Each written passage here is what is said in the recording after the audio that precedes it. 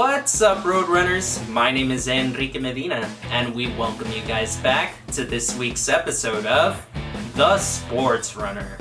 In this week's episode, we give you the latest on this NBA player's career accomplishment. We also find out who will be this year's finalists in the UEFA Champions League. We also give you some more on some no-hitters from this week in Major League Baseball and some other Major League Baseball news. And we give you the latest on this very controversial rule that's being implemented this year in the NFL. Along with that, Roadrunners, we also give to you another segment of the Sportsrunner Digest, and we also talk to another athlete this week with the Sportsrunner Spotlight. We have this and more in this week's episode of The Sportsrunner. With that said, we begin our show with our weekly recaps with Sportsrunner Weekly. Justin, out to you with the most recent on NBA news. My name is Justin Gomez, and this is your weekly NBA recap. First up, we have the New York Knicks clinching their first winning season since 2013. Players on that roster contain of Carmelo Anthony, Jason Kidd, and J.R. Smith. Next up, we have rookie LaMelo Ball making his return to the Charlotte Hornets. LaMelo Ball is a big piece in this roster, and he's looking to win Rookie of the Year this year. Next up, we have his brother, Lonzo Ball, tying his career high for 33 points against the Golden State Warriors, carrying his team to victory. Next up, we have Ben Simmons from the Philadelphia 76ers, putting in a game winner against the San Antonio Spurs. In this play, he was able to tip in Joel Embiid's miss in order to get his team to victory. Next up, we have Luka Doncic getting a career-high 20 assists, along with 31 points and 12 rebounds against Russell Westbrook and the Washington Wizards. Next up, we have the Milwaukee Bucks beating the Brooklyn Nets twice in back-to-back games. This is a big confidence booster for the Bucks, with all the hype around the Brooklyn Nets this year, and the fact that this possibly might be an Eastern Conference Finals matchup this year. Lastly, we have a historic night for Russell Westbrook as he drops 14 points, 24 assists, and 21 rebounds against the Indiana Pacers. This was historic because he became the third player ever to drop 20-plus rebounds and 20-plus assists in the same game. Again, my name is Justin Gomez, and this has been your weekly NBA recap. Thank you, Justin. With the latest on NBA news, we now take things to you, Fernando, with the most recent results in the UEFA Champions League. We now have two finalists. With that said, Fernando, out to you with the most recent soccer news. Hello, Roadrunners. My name is Fernando Ramos, and in this week's episode, we will be covering the Champions League semifinals. In this season's Champions League semifinal, we had Real Madrid versus Chelsea and Manchester City versus PSG, and it turned out to be the two English teams that came out victorious. Let's start off with PSG and Manchester City, where last year's Champions League finalists PSG were ripped apart by Pep Guardiola's Manchester City. Many people believe that hiring Mauricio Pochettino in the winter would elevate PSG to the next level. Turns out things didn't go as planned, as they take a step down from what they did last season. PSG had a great run in the Champions League as they knocked out Barcelona and last year's champions Bayern Munich. However, they were not able to take down Pep Guardiola's Manchester City. As for Manchester City, this is their first ever Champions League final and the first for Pep Guardiola since 2011 after leaving Barcelona. The aggregate scoreline for PSG and Manchester City ended up being 4-1, with Algerian winger Riyad Mahrez scoring 3 of them and Kevin De Bruyne scoring the 4th one. Marquinhos scored the one and only goal for PSG in both legs. Now we move on to Chelsea and Real Madrid, where Chelsea knocked down 13-time Champions League winners Real Madrid. Chelsea has improved drastically since appointing Thomas Tuchel as their head coach, and reaching the Champions League final is proof of that. Thomas Tuchel has now become the first manager in history to reach back-to-back Champions League finals with two separate clubs. The aggregate scoreline ended up being 3-1 in favor for Chelsea, with the goal scorers for Chelsea being Timo Werner, Christian Pulisic, and Mason Mount, and the goal scorer for Real Madrid was Karim Benzema. The Champions League final will be played on May 29th in Istanbul as the Champions League looks to return back to England. This concludes this section of the Sportsrunner. Now on to the next sport. Thank you, Fernando, for updating us with the most recent soccer news. It's definitely going to be interesting. The whole culmination of the Champions League season comes down to this. Chelsea, Manchester City, best of luck to both teams. Now moving on to Major League Baseball news from this week. We start off the week with some very unfortunate news from Los Angeles and for Dodger fans, as they got the tough news this past Monday that their stud 23-year-old right-hander Dustin May will be out for the rest of the season due to Tommy John surgery. The young Dodger right-hander injured himself back on Saturday, May the 1st in his start against the Milwaukee Brewers. After getting the first 5 outs of the ballgame just fine, May threw a 2-2 pitch to the Brewers' Billy McKinney and instantly winced in pain. It was really obvious that something was up, and yes, it turns out Tommy John surgery. So for May, he'll have surgery on Tuesday, May the 11th, and the expected recovery time could be anywhere from about 12 to 16 months. So it's safe to say that he'll be out for this year and parts of next year potentially as well. So for you, Dustin, we wish you nothing but a healthy and speedy recovery. Away from that tough news, we had something very encouraging this week in Major League Baseball. Well, specifically in minor league baseball, as the Giants' AAA player Drew Robinson officially made his comeback into professional baseball. The 29-year-old had a really rough patch recently in his life, where it went so low almost to the point where he committed suicide, and in that process he actually lost an eye, but thankfully he's back, healthy, and ready to pursue his dreams once again. On the diamond, we had very interesting scenes from Yankee Stadium as the Houston Astros visited the Bronx for the first time since their sign-stealing scandal from 2017. Of course, as we remember, the Astros were found to have been stealing signs electronically during their 2017 championship run, and the Yankees fell victim to them in the American League Championship Series that year, of course. Unsurprisingly, Yankee fans were heckling throughout the series against the Astros, letting it known to those members of the 2017 World Series team that they had cheated, of course. The Yankees would get the last laugh, taking 2 of 3 games in the series. This week also saw some absolutely dominant pitching performances yet again. You know, it seems like pitching has seemed to be the constant theme and the constant topic so far early in the MLB season, and it was again Wednesday afternoon. On Wednesday afternoon, the Orioles' John Means struck out 12 hitters and no-hit the Seattle Mariners, completing the Baltimore Orioles' first individual no-hitter in over 15 years. And if you think one no-hitter wasn't enough, how about 2? Yes, this week we had 2 no-hitters in Major League Baseball, the next being pitched by Cincinnati Reds starter Wade Miley. Miley got the Cleveland Indians' Jordan Luplow to ground out to third to end the no-no, marking Miley's first career no-hitter, but also marking the second time specifically for Cleveland to get no-hit this season. A little cool moment after the game is that Miley thanked his son for putting a fake tattoo on him before going to Cleveland, stating that it was a good luck charm for him and that they needed to order more as soon as possible.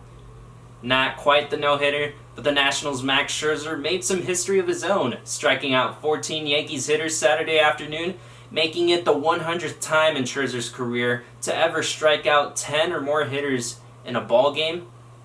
A really great accomplishment in his long tenured career. Away from that pitching news, we had potentially the most shocking news of the young season, as the Los Angeles Angels cut ties with future Hall of Famer Albert Pujols. Pujols, a now 21-year veteran, is 5th all-time in home runs, and was arguably the most feared hitter of his generation back when he was with the St. Louis Cardinals. After signing a huge 10-year deal prior to the 2012 season, the Angels figured to cut ties and finish the last year of Pujols' long contract, a deal that ultimately did not bring too much fruition and too much success for the Halos. As far as standings are concerned, the Boston Red Sox continue their lead in the American League East and have baseball's best record at the very moment. The Chicago White Sox now surpass the Kansas City Royals and Cleveland Indians for the top lead in the American League Central, and the Athletics still continue at the top in the AL West. In the National League, the New York Mets are up in the NL East as of the end of Sunday, May the 10th. The Cardinals also hold a slim 2-game lead in the NL Central, and the San Francisco Giants hold a 1.5-game lead over the San Diego Padres and a 2.5-game lead over the struggling World Series champions, Los Angeles Dodgers. But with that said, Roadrunners, that officially concludes this week's baseball segment of Sportsrunner Weekly. Again, I'm Enrique Medina. I now throw things out to you, Luke, with more on football. What's up, Roadrunners? It's Luke, and here's another NFL recap. So during this time of the year, this is when all the football players start training for the upcoming season. They post their cool workout videos and just make everyone feel jealous because we can't do what they can do. Anyways, when they're doing these workouts, they're either at their trainers' facilities, they're at private gyms, their home gyms, or out in public places. They do this because they do not practice at their team facilities, workout centers, practice field, and etc. So, Jawan James, offensive lineman for the Denver Broncos, he's doing a home workout and ends up tearing his Achilles. As you know, this kind of injury is season-ending, and he is no longer able to play for this upcoming season. After reports came out that James hurt his Achilles, the NFL, without any team asking them to do so, releases a memo letting teams know that they have no obligation to pay injured players that get hurt off of team facilities. James was set to make $10 million this year, and now it's no longer guaranteed. If he had hurt himself at a team facility, he would have got medical benefits and a pension for time missed. Now he can't do that because under the NFL rules, since he got hurt at home during a workout, it is labeled as a non-football related injury.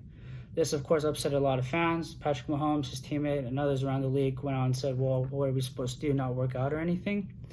The problem with this is that the NFL Players Association has advised players to not go to voluntary workouts, and that it's best for them to work out at home.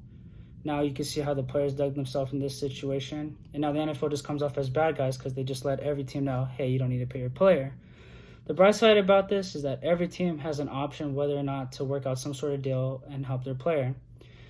Because of all the backlash, I'm pretty sure the Denver Broncos are going to do something. And because the NFLPA kind of put themselves in this position, put the players in this position, they're going to have to figure out some, new rules and regulations to help players' relation with the NFL. Other than that, players are getting ready for the NFL season. And thank you for tuning in to the Sportsrunner. A lot of great news from this week's weekly recaps. But let's get to hear a little bit more about what you heard in Sportsrunner Weekly with the Sportsrunner Digest.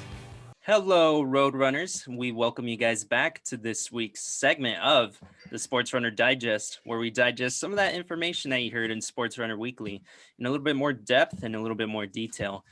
This week, we start off with our NBA news. Unfortunately, our colleague Justin was not able to make it to the meeting this week, but for NBA, we had something very interesting come out of Washington with point guard Russell Westbrook of the Washington Wizards. Russell Westbrook, amazingly enough, this week tied the NBA career record for most triple-doubles with 181 career triple-doubles, tying the mark held by Oscar Robertson, an NBA legend for sure. So obviously, Russell Westbrook's been a player throughout his career that's gotten a lot of criticism, sometimes for like being a ball hog, being a bad teammate, but continuously throughout he showed that he's been putting up numbers, and this absolutely proves it. So I wanted to get your guys' opinion on your thoughts on this mark set by Russell Westbrook, the 181 career triple doubles, and just your thoughts on him as a player as well.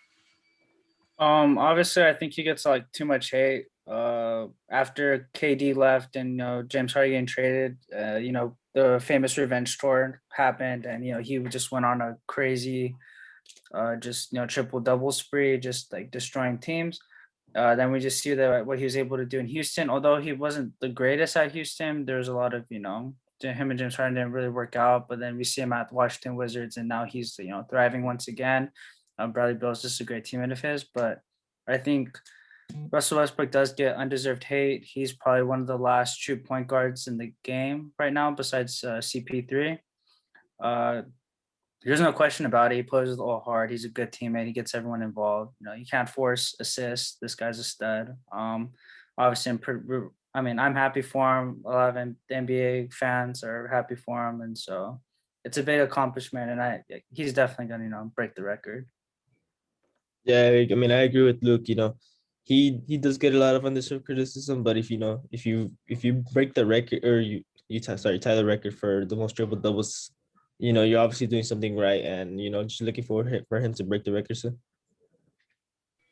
Yeah, and obviously it's gonna eventually reach to that point where he does surpass it, and it's an absolutely amazing accomplishment, especially in the modern NBA. So A lot of props to Russell Westbrook. A lot of props to what he's doing over there in Washington. It's going to be very interesting to see what he can do over there and see what the rest of his career has in store. But with that said, we move on into our next topic. Fernando, we had the UEFA Champions League this past week. Tell us a little bit more about it.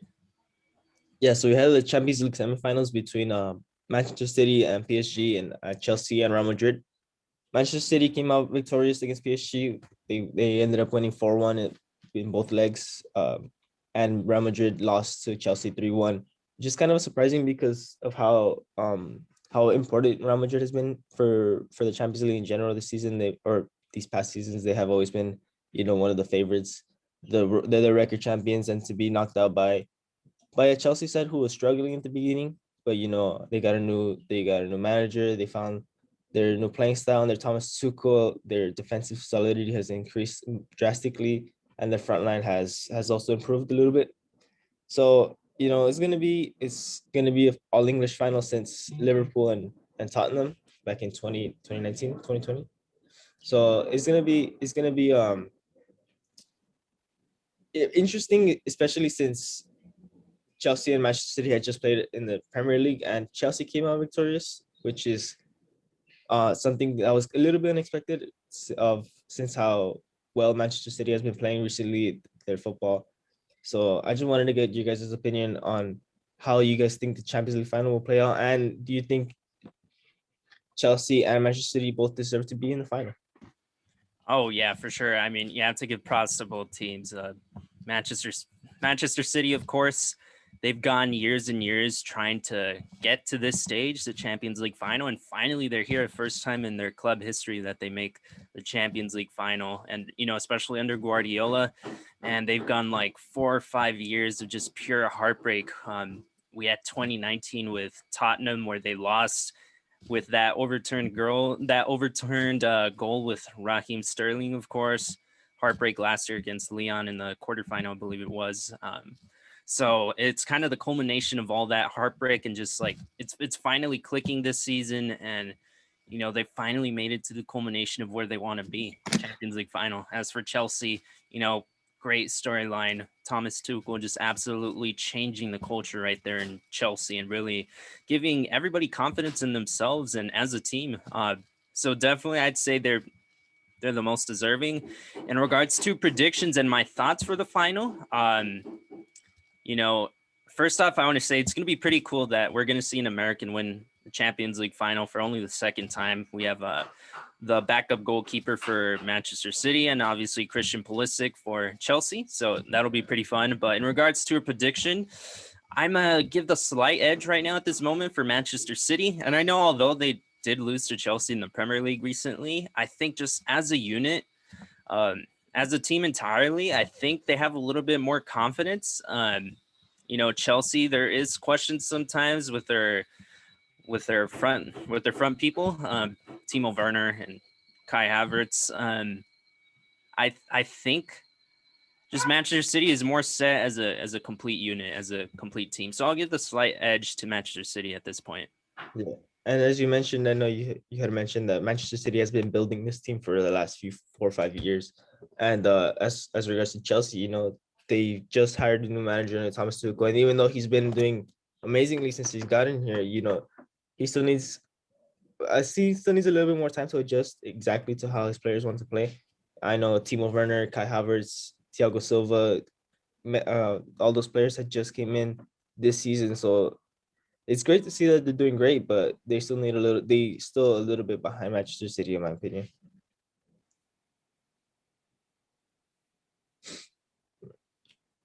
And as regards to the prediction, I think, like you said, even though Chelsea and Manchester City had just faced off each other, and even though Chelsea has came off with a win, I think Manchester City will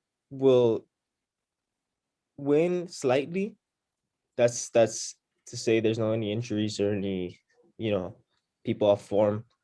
The one player that we need that if I were Chelsea, the one player that I need to look at after the most would be Riyad Mahrez after his performance against both PSG and both legs. He scored 3 out of the 4 goals in the semifinals, which is amazing for a winger.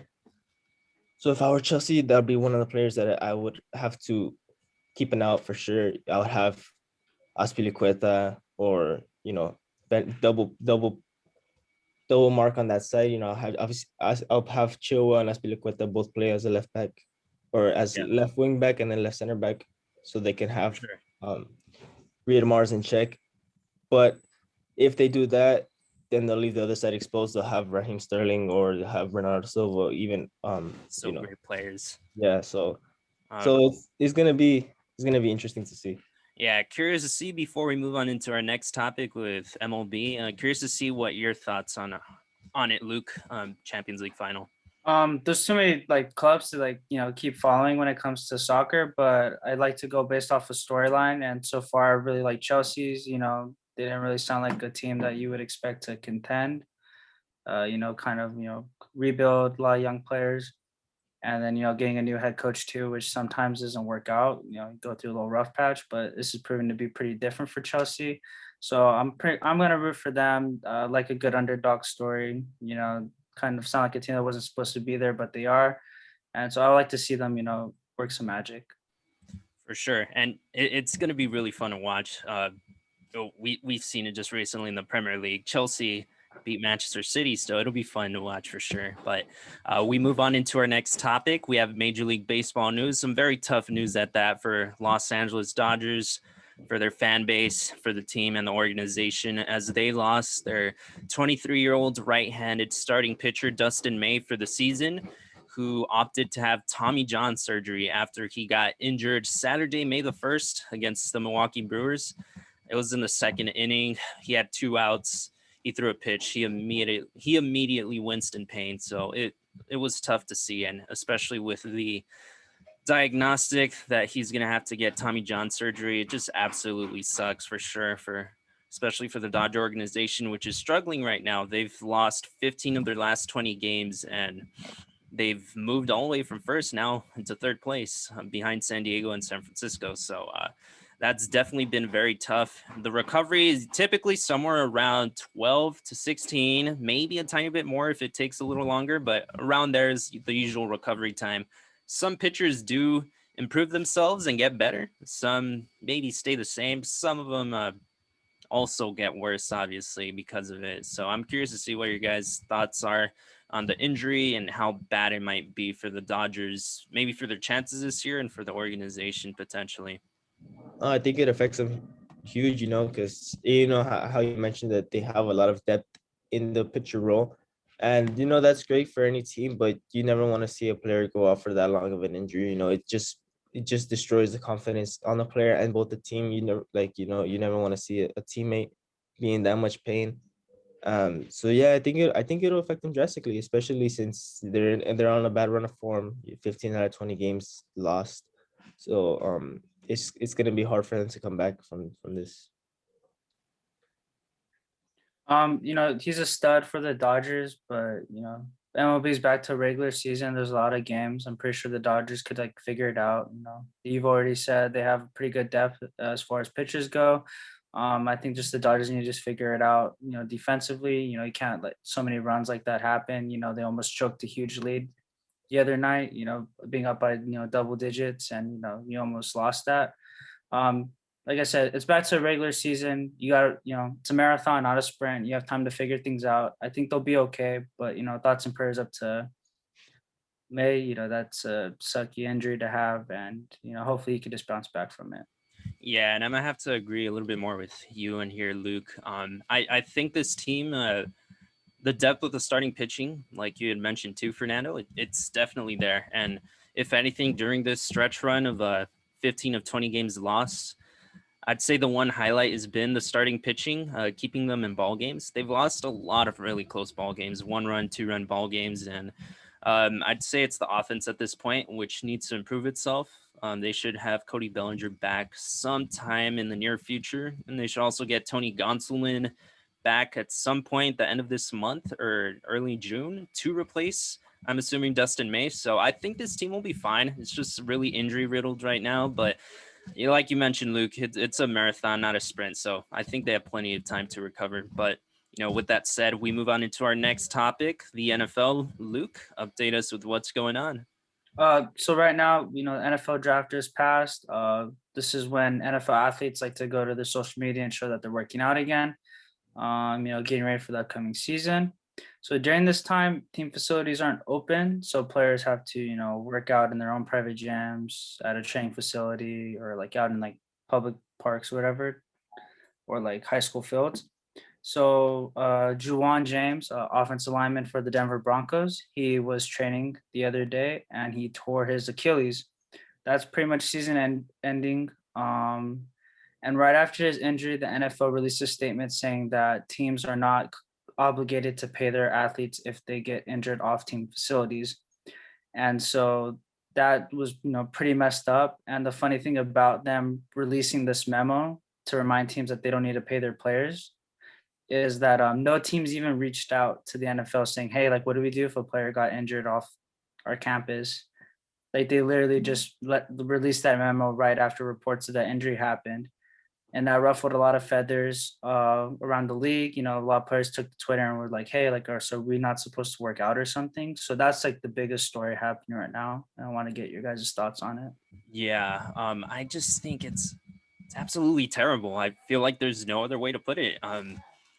Especially considering they put out that memo like right after this player from the Broncos gets injured. As far as his Achilles, like you said, it's just an absolute lose-lose because I mean, you think about it too. He's getting ready to work out for this upcoming season for that team, so it doesn't make any sense that they don't pay him anymore. Like he's doing it for you guys. It's just absolutely terrible in my opinion, and just it's really hard to see.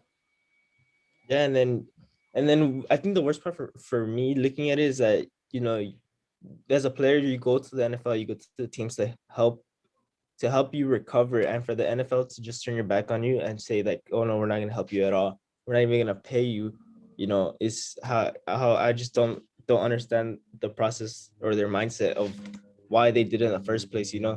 Like you had mentioned, Enrique, that he was training to get better for their team for the upcoming season. So I guess from now on, players are not supposed to work out anymore off season because because of stuff like this. So it sucks to see, but hopefully he gets recovers pretty soon. Hopefully they do end up paying him at least a little bit.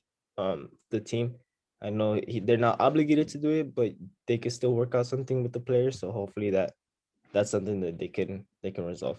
Yeah, they actually can work out something with the players. In that same memo, they kind of like reiterated what teams are allowed to do when a situation like this happens. And so a team could privately, discuss with the player like a way they could like still financially help them. The only problem is because it's now considered a non-football related injury. There's no guarantee, so they can't, pay for medical stuff or give them like a pension pay. And a pension pay is when you miss a certain amount of games during the regular season. No preseason games don't count. And but that he would only get those things if he was injured like on team facilities or during a team practice. So that's what sucks. So it's really up to the team whether or not they're going to work something out. And that's more in the lose-lose situation like that. The team itself, the organization can't help out with his medical bills and helping him recover. Like that's absolute blasphemy if you ask me. It's just terrible, terrible, terrible. And I hope they can work something out. And I know you've mentioned this in past episodes too, Luke, how it just really emphasizes how the NFL is like a business first organization and a business first league. And Yeah. you mentioned the no fun league, but and it just sucks, man. Yeah. I mean, the NFLPA didn't really help either. The Players Association, they're the ones that told players like, hey, like you don't need to go do voluntary workouts at the facilities. You could go do your own thing. So the players themselves kind of put themselves in this position saying, hey, just like work out on your own kind of thing. So it'll be interesting to see if the NFLPA and like the NFL could like, come to some sort of agreement and be like, hey, like, even though we did tell our players we don't need to go to team facilities, our guy got injured off team facilities, and now it's like a big, issue. Like, well, can you prove that you were actually working out and you weren't doing something stupid and you got injured, or like stuff like that? Like that's going to be the whole issue coming out now. Yeah, and I mean, like, what can you do? You can't really do much about it. It's a business at first. You got to remember that. And Right. they ultimately they're the ones with more power, and that's just the part that sucks about it for sure. But I mean, I hope him the best in his recovery. But other than that, that's going to conclude this week's segment of the Sportsrunner Digest.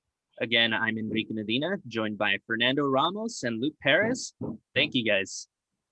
In this week's segment of the Sportsrunner Spotlight, we had the great opportunity to interview Ariel Garcia of the Rio Hondo College women's volleyball team. Let's get to know a little bit more on Ariel's passion for the game of volleyball, what she did specifically to train for volleyball during quarantine, her career aspirations, and more in this week's segment of the Sportsrunner Spotlight.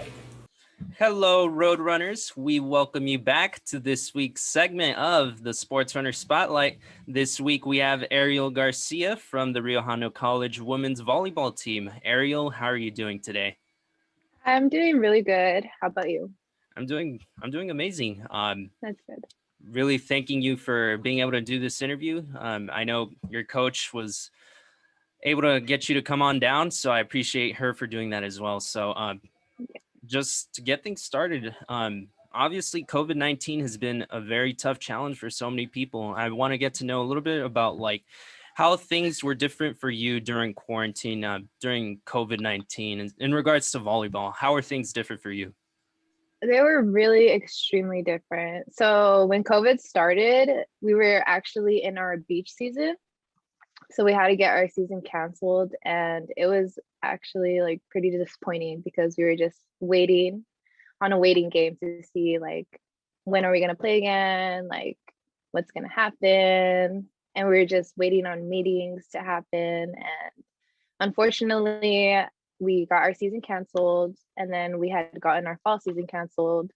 So it was just hard. So after they told us for the stay-at-home order for beach season, we just continued doing Zoom workouts here and there, and then that had ended, and I actually took a break from volleyball for the fall season so I could just wait it out until you know we knew officially like when we were going to return. So I had waited that out. Our season got canceled, and then now we're just here still waiting. Yeah, and just to clear things up for the viewers, you guys have an indoor volleyball season and then a beach season? Yes, we do. Okay, and is the indoor season typically in the fall and the beach season, I'm assuming, in the spring? Yes. Okay, yes. for sure. Just wanted to clear that up. Yeah. Again, you mentioned how you guys did like Zoom workouts and adjusting to COVID-19. How, in what ways did you guys find a way to do those Zoom workouts, and how different was it for you? So Zoom workouts, we would do them at home, and we either did them outside or in our room. Our coach made the workouts really simple for us, so it was just able to not move around as much as we used to. So just little basic HIIT workouts. And I used to do mine in my room, and it was just like a little space, a little area, but we made it possible. Yeah, and obviously because of that, just the lack of communication with your teammates and not really being able to build a bond with them and build a team bond because of that. So can you tell me a little bit about that? Because I know you guys have like transfers that come in, people from high school, obviously, that come in, the recruits. How tough was it in regards to like being able to bond with your teammates during COVID season? It was pretty tough, not gonna lie. It was tough because all of our sophomores just had transferred out. So there was like about 4 staying, and everybody was incoming freshmen. So, they're a little shy at first. They're not like willing to open up. And it was hard because we weren't able to see them. We weren't able to talk to them. But we tried here and there just to set up like Zoom meetings and little activities that we were able to do. So I feel like that, like, it gave us like a little bond right there. But we have so much to grow still. For sure. And Hmm. you know, obviously with that too, I mean, you gotta give props to the person at the top, your coach, obviously. So Yeah. tell me a little bit about like her role, and especially her role during COVID-19 and being able to really help push you guys through what was obviously a tough time for everybody. She was there 24/7. Whenever we needed her, she was there. She would do workouts with us, actually, all three of our coaches. So they would just be there motivating us. She would always tell us like whatever we need, like just let her know, just text her here and there, and she'll provide whatever that we needed. And she's been a really, really, really, really like a strong, I don't know how to say the word. She's just been like an amazing coach this season, last season. She's just been like, we're her top priority still, and it's amazing. That's awesome to hear for Yeah. sure. And you know, I'm curious to see because I saw just recently Mhm. on the Rio Hondo College Athletics Instagram, I believe Mhm. it was. I think it was you guys and I forgot who else. I think it might have been softball who looked like Mhm. they're getting back into training. You know, Yeah. maybe some off-season workouts or something like that. Can you tell me something a little bit about that, about what's been happening so far as like returning back? So from two weeks ago, we were still on Zoom practice, Zoom training. So ever since COVID started, that's all we've been doing, Zoom training. And it wasn't until 2 weeks ago that we were allowed to come back on campus for a 1 day in-person training. So the girls have been practicing on the tennis courts, and they've been doing, um, strength and ability, like trying to get back in shape, trying to see where everyone is and how we can make them better. And that's just how it's been right now. And you know, oh, I'm bad for the background noise, but That's okay. um, you know, how has it been any different for you going back, or does it feel just like, you know, the same old thing that you've been doing for a long time? You know what? I'm actually taking a break this season. So I haven't been able to go out and practice with them since I'm currently not enrolled in the class. So I've asked a couple teammates, and they've said like it's a little weird because everyone's just on their own separate court. It's 3 people per court, I've heard. And they just said like it's weird, but it's okay. Like they're comfortable with it.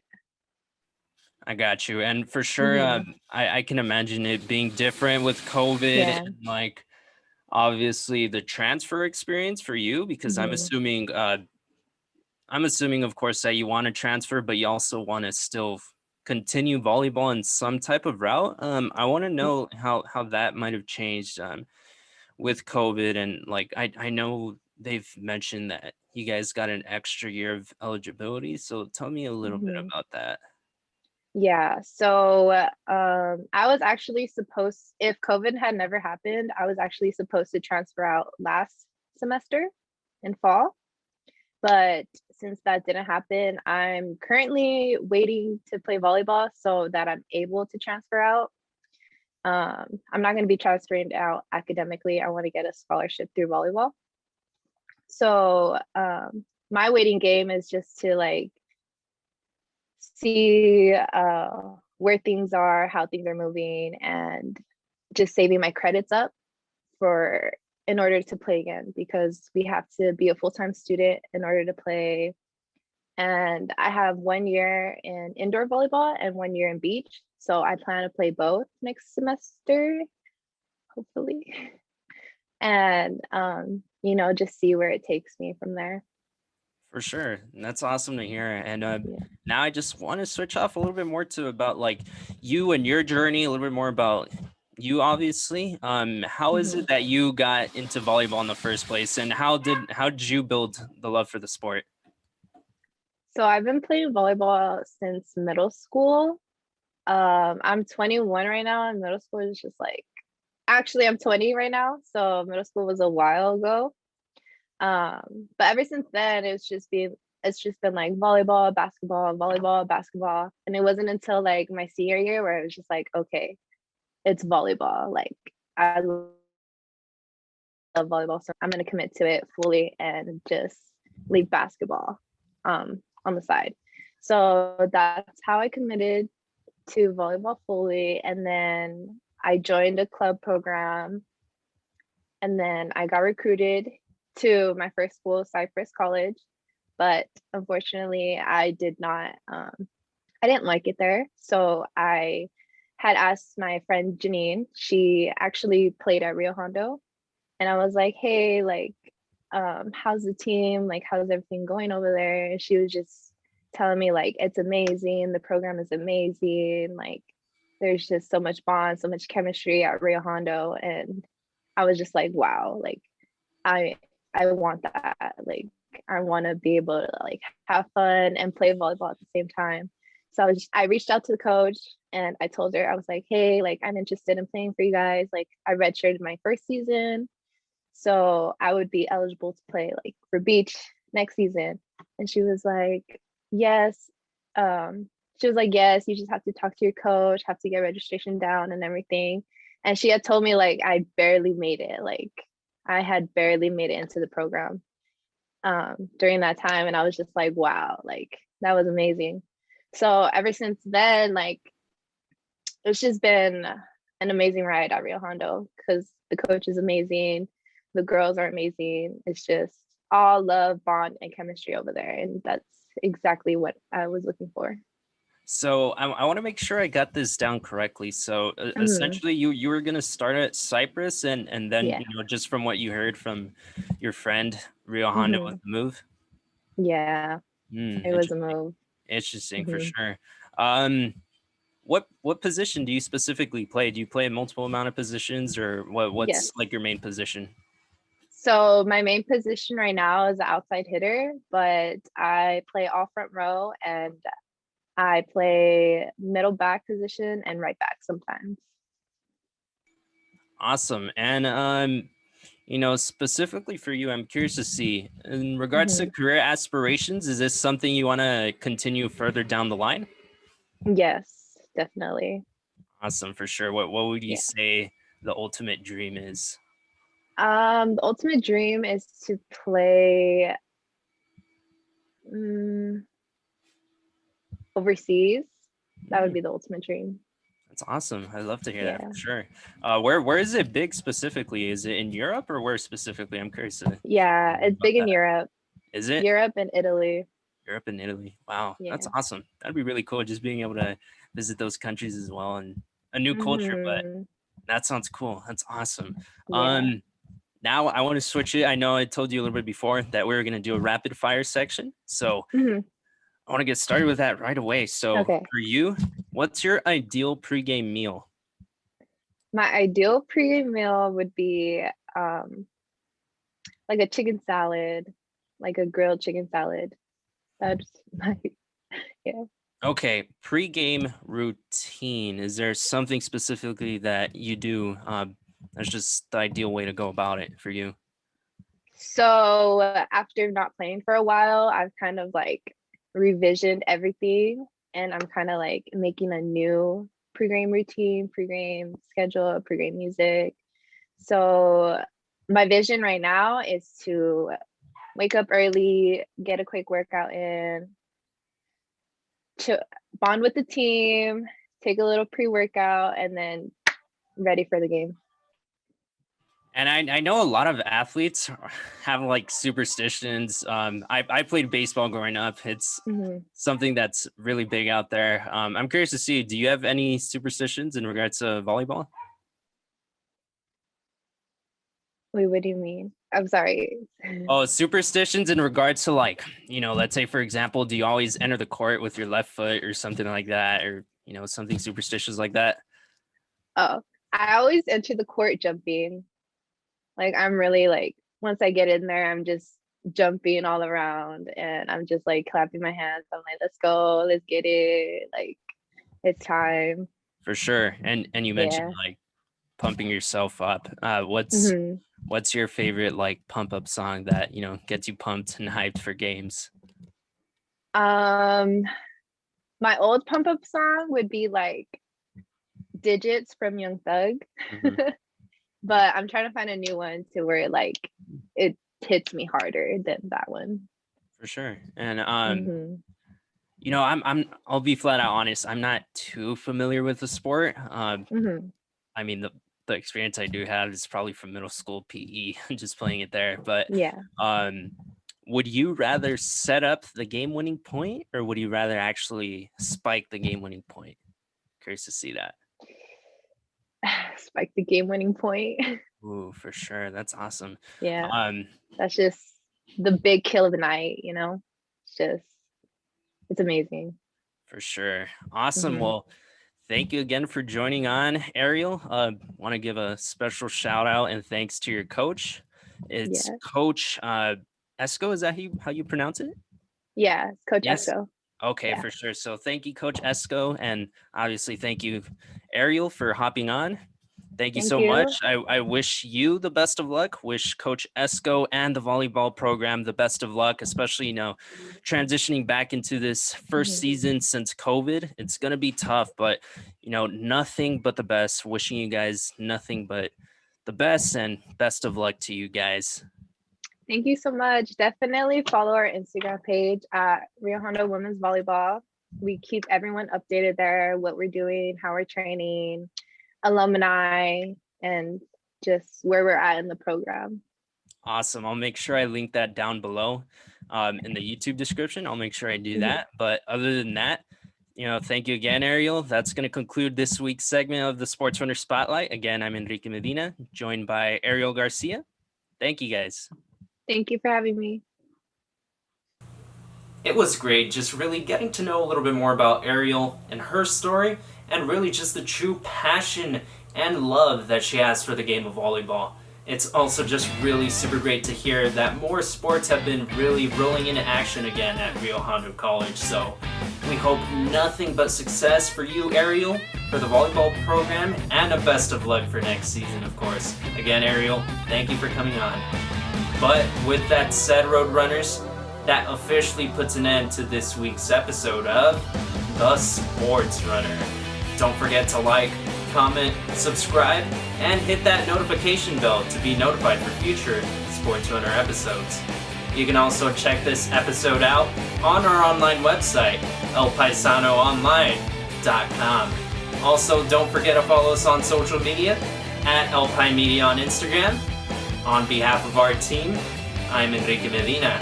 Thank you for watching this week's episode of The Sports Runner, and we'll see you next week. Peace.